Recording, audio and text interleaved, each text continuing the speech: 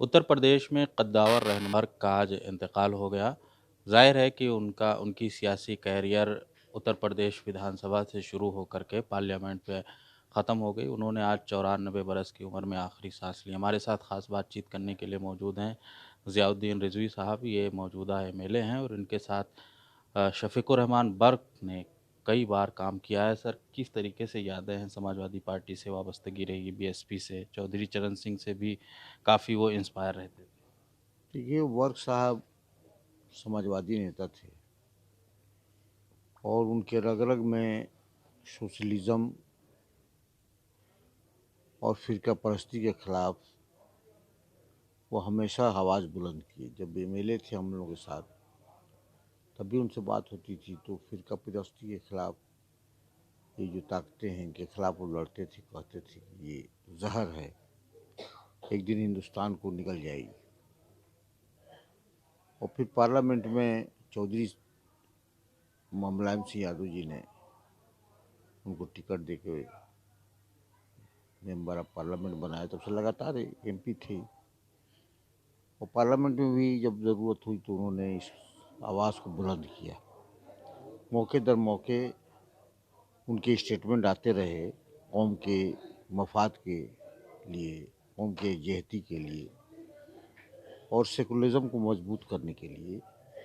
जो भारतीय जनता पार्टी जो एक तरफा काम कर रही है, ख़ास तौर से माइनॉरिटी के खिलाफ, उसके खिलाफ वो मुखर होके वर्क साहब बोलते थे और अंतिम सांस तक बोलते थे। पार्टी ने उनका सम्मान किया, उनका पहले ही टिकट डिक्लेयर कर दिया था। पहले ही डिक्लेयर अखिलेश यादव जी ने, पहले ही डिक्लेयर राष्ट्रीय अध्यक्ष जी ने कर दिया। तब तक वो ज़्यादा बीमार पड़ गए। उनको देखने भी गए मुरादाबाद हॉस्पिटल में माननीय राष्ट्रीय अध्यक्ष जी, और आज उनकी खबर सुन करके इंतकाल की हम लोगों को गहरा दुख पहुंचा है और अल्लाह ताला उनकी मग़फ़िरत करें। और उन्होंने जो नींव बना के रखी है अपने इलाके में और लोगों के बीच में, उनकी एक अलग सी छाप थी। मैं उम्मीद करता हूं कि वो छाप कायम रहेगी और आने वाले इलेक्शन में पार्लियामेंट के वहाँ की आवाम वर्क साहब के खराज अकीदत पेश करेगी और समाजवादी पार्टी को, अब अखिलेश जी जिसको टिकट दे दें, उसको जिताने का काम करेगी। ज़ियाउद्दीन साहब, आप लोगों ने साथ में काम किया है, मुलाकातें होती थी, क्या काम करने का उनका तरीका था? बहुत अच्छा तरीका था, बहुत ईमानदारी और सादगी थी। वो राज्य मंत्री थे, तब भी वो हेल्थ के राज्य मंत्री भी थे, तो हम लोग जाते थे। बहुत सादगी और ईमानदारी थी और लोगों को बहुत अच्छा काम करते थे, लोगों के जहन में अपनी छाप छोड़ते थे और लोगों से मिलते थे बहुत अच्छे से। मौजूदा वक्त में जब बीजेपी की लहर पूरे मुल्क में मानी जा रही है, उस वक्त भी उन्होंने पार्लियामेंट समेत कई जगह पर मुखर होकर के, निडर होकर के आवाज़ बुलंद की। मैं तो कह रहा था कि हमेशा सोशलिज्म को मजबूत करने के लिए और कम्युनल के खिलाफ, कम्युनिज्म के खिलाफ उन्होंने आवाज़ उठाई, पार्लियामेंट के फोरम पर भी और पब्लिक के भी फोरम पर भी, पार्टी के भी फोरम।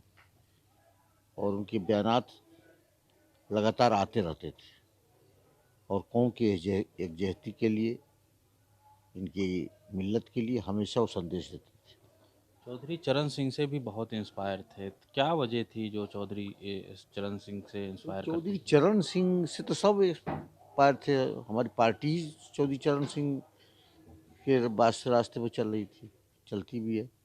और किसानों के लिए हम लोग काम करते हैं। अखिलेश जी चाहे जब मुलायम सिंह यादव जी रहे, चरण सिंह के नाम पर इतना बड़ा काम हुआ, उनकी मूर्ति विधानसभा में लगाया नेताजी ने।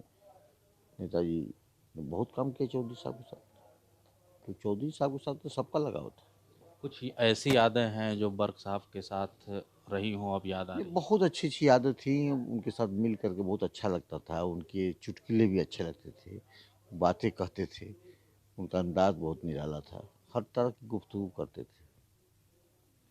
बहुत शुक्रिया। तो ज़ियाउद्दीन रिजवी साहब बातचीत कर रहे थे। ज़ाहिर है कि शफीकुर रहमान बर्क के इंतकाल पर न सिर्फ सियासी हल्का सोगवार है, बल्कि समाजी और मिली तंजीमें भी दुख और अफसोस का इजहार कर रही हैं।